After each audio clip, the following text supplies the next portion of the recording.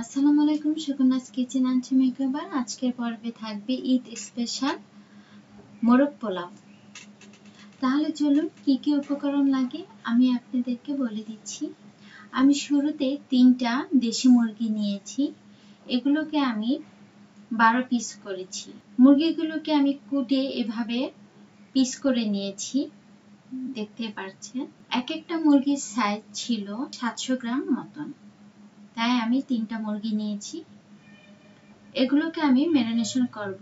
সব মুরগিগুলোকে আমি একটি পাত্র নিয়েছি, তারপর 1 কাপ পরিমাণ টক দই নিয়েছি, 3 টেবিল চামচ চিনি দিয়েছি। আপনারা এখানে মিষ্টি দই অ্যাড করতে পারেন।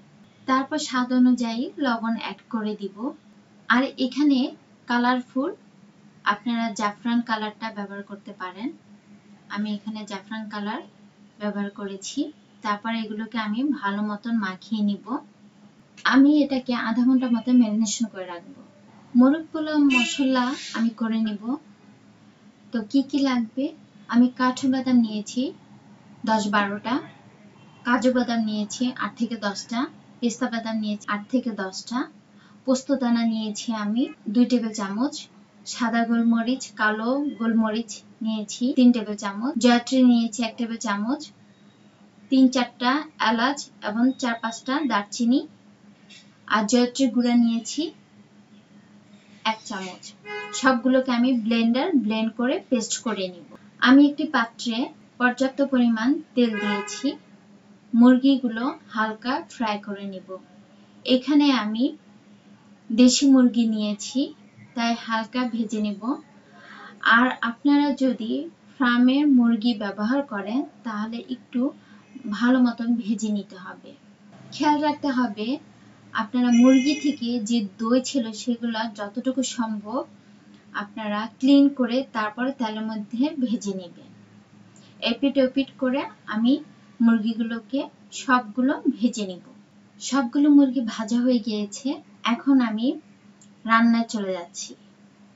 এখানে আমি মশলা নিয়েছি 4 টেবিল চামচ আদা পেস্ট, 4 টেবিল চামচ রসুন পেস্ট, দারচিনি, এলাচি এবং মরিচ কুচি নিয়েছি।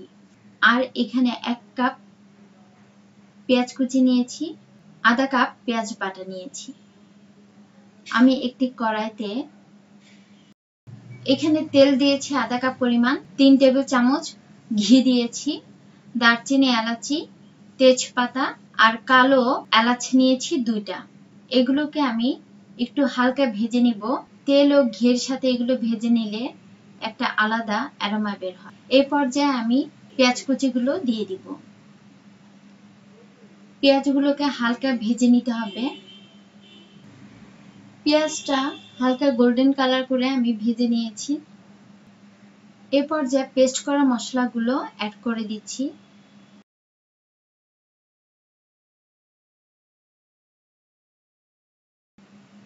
ও আমি যে মশলাগুলো ব্লেন্ডারে ব্লেন্ড করে নিয়েছিলাম সেটাও আমি অ্যাড করেছি।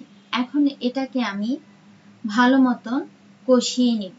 স্বাদ অনুযায়ী লবণ দিয়ে দিলাম।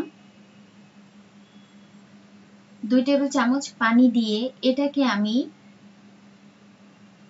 4 থেকে 5 মিনিটের মতন কষিয়ে নেব। এটা হলো মুরগি মাখানো দই, সেটা আমি দিয়ে দিলাম। দিয়ে এটাকে ভালো মতন কষিয়ে নিতে হবে। দেখতে পাচ্ছেন মশলা থেকে তেলটা সেপারেট হয়ে গিয়েছে, বুঝতে হবে এটা ভালো মতন কষিয়ে নিয়েছি। এই পর্যায়ে আমি সব মুরগিগুলো দিয়ে দিলাম।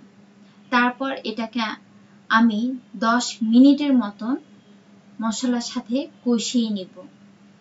আপনারা হালকা আলতো হাতে এগুলোকে কষিয়ে নেবেন, মুরগিগুলো যেন না ভেঙে যায়। 10 মিনিট পর আমি 2 কাপ পরিমাণ পানি দিয়ে দিলাম। এটাকে আমি আরো 10 মিনিটের মতন রান্না করব। 10 মিনিট পর ফিরে আসলাম। এই পর্যায়ে আমি 10 থেকে 12টা কাঁচামরিচ দিয়ে দিয়েছি। আপনারা স্বাদ অনুযায়ী ঝালটা ব্যবহার করবেন। প্রথমে আমি কাঁচামরিচগুলো কুচি দিয়েছিলাম আর এখন আস্ত দিয়েছি। আর আমি আধা কাপ পরিমাণ কিশমিশ দিয়ে দিয়েছি। আরো 5 মিনিটের মতন আমি এটাকে রান্না করব। আমার এই মুরগিটা রান্না হয়ে গিয়েছে। এখন আমি এটাকে 2 মিনিট দমে রেখে দিব। এই পর্যায়ে আমি বেরেস্তা অ্যাড করে দিলাম আধা কাপ পরিমাণ, আর বাকিটা আমি গার্নিশ ও পোলাওর জন্য রেখে দিয়েছি। এই পর্যায়ে আমি ডিমগুলো মুরগির সাথে অ্যাড করে দিলাম।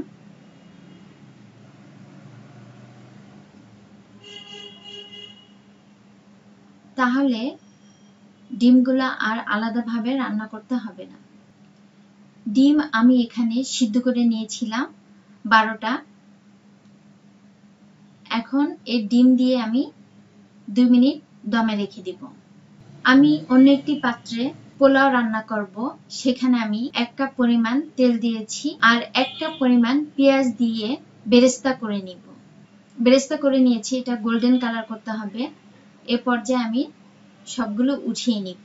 বেরেস্তা করা পাত্রে আবার আমি পেঁয়াজ 1 কাপ পরিমাণ দিয়ে দিয়েছি, দারচিনি, এলাচি ও তেজপাতা অ্যাড করে দিলাম। আদা পেস্ট, রসুন পেস্ট আমি 2 চামচ করে নিয়েছি। তারপর এটাকে ভালো মতো কষিয়ে নিতে হবে। আপনারা যদি বেরেস্তা করা তেলের মধ্যে যদি পোলাও রান্না করেন তাহলে আলাদা একটা ফ্লেভার বের হয়। এখন আমি স্বাদ অনুযায়ী লবণ দিয়ে দিলাম। 2 থেকে 3 টেবিল চামচ পানি দিয়ে দিলাম। তারপর এটাকে আমি ভালো মতন কষিয়ে নিব আর 7 থেকে 8টি কাঁচামরিচ দিয়ে দিলাম। মশলাটা যত কষাবেন তত কাঁচা ভাবটা চলে যাবে। এই পর্যায়ে আমি পোলাও চাল অ্যাড করে দিব। পোলাও চাল আমি নিয়েছি 2.5 কেজি পরিমাণ।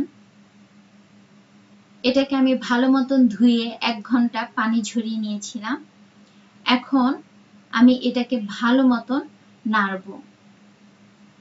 তেলের মধ্যে এটাকে ভেজে নিতে হবে যতক্ষণ না পর্যন্ত ছনছন শব্দ না বের হচ্ছে। খেয়াল রাখতে হবে তলায় যেন পোলাও না লেগে যায়। আমার পোলাও ভাজাটা হয়ে গিয়েছে। এ পর্যায়ে আমি 2.5 কেজি পোলাও চালে আমি 20 কাপ পানি দিয়েছি।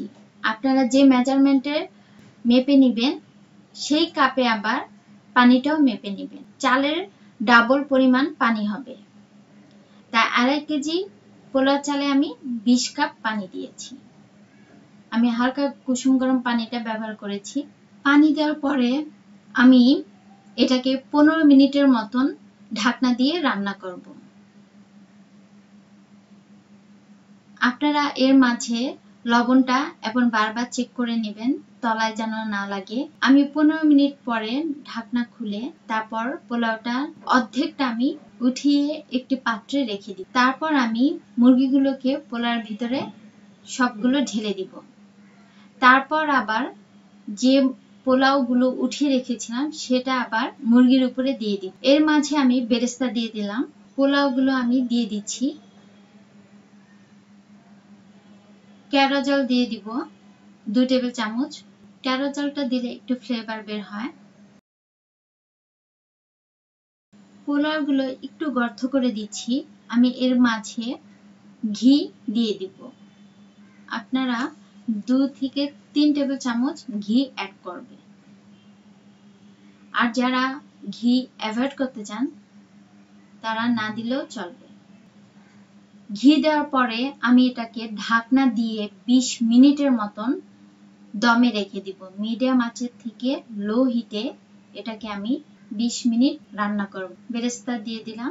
20 মিনিট পরে আপনাদেরকে আমি পরিবেশন করে দেখাবো আমার মোরগ পোলাওটা কেমন হয়েছে। হয়ে গেল খুবই সুস্বাদু মোরগ পোলাও। ঈদের দিনে আপনারা ফুল ফ্যামিলি 12 জনের জন্য এটা পরিবেশন করতে পারবেন। আশা করি আমার এই এপিসোডটা ভালো লেগেছে।